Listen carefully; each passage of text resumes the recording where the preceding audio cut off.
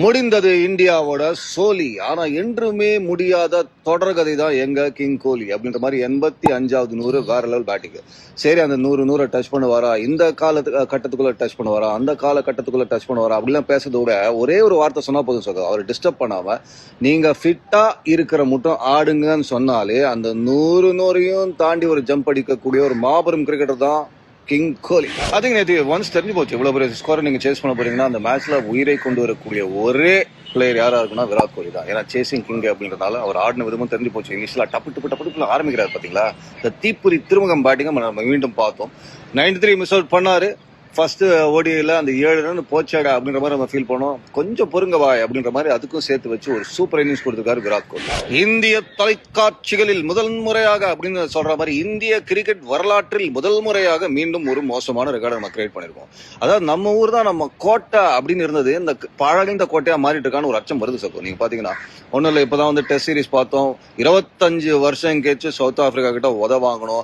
அதுக்கு முன்னாடி இதே நியூசிலாந்து முதல் முறையாக நமது மண்ணில் ஒரு ஒயிட் வாஷ் டெஸ்ட் சீரிஸ் விக்டரியும் பதிவு பண்ணாங்க. அதுக்கப்புறம் இது முதல் முறையாக ஓடிஐல வின் பண்ணிருக்காங்க நியூசிலாந்து அப்படின்றத பாக்குறோம். சரி, நம்ம கோட்டை தான் நம்மளுக்கு பிரச்சனை. கொஞ்சம் தள்ளி போனீங்கன்னா ஸ்ரீலங்கா கிட்ட ஒரு ஓடி பைலாட்டரல் சீரிஸ் வாங்கணும், ஞாபகம் இருக்கா?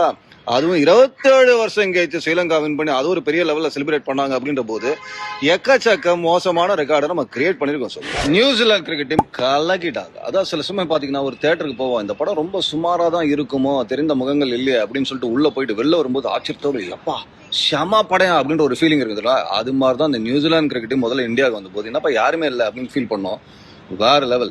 டேரியல் மிச்சலா வேற லெவல்ல பேட்டிங் ஆடிட்டாரு. அதை தவிர கிளென் பிலிப்ஸ் நீங்க பாத்தீங்கன்னா ஃபீல்டிங்ல என்ன பண்ணுவாருன்றது எல்லாருக்குமே தெரியும். பட் பேட்டிங்ல இந்த பிலிப்ஸ் பல்பு 20 வாட் தான் எரியுது அப்படின்ற போது கொஞ்சம் பொறுங்க அப்படின்ற மாதிரி 100 வாட்ஸா பிரகாசமா எரிஞ்சாரு கிளென் பிலிப்ஸ். வேற லெவல். எனக்கு தெரிஞ்சு 5 for 2ல நீங்க 337 கொடுத்த போதே ஒரு ப்ரெஷர்ல வந்துட்டாங்க இந்தியா.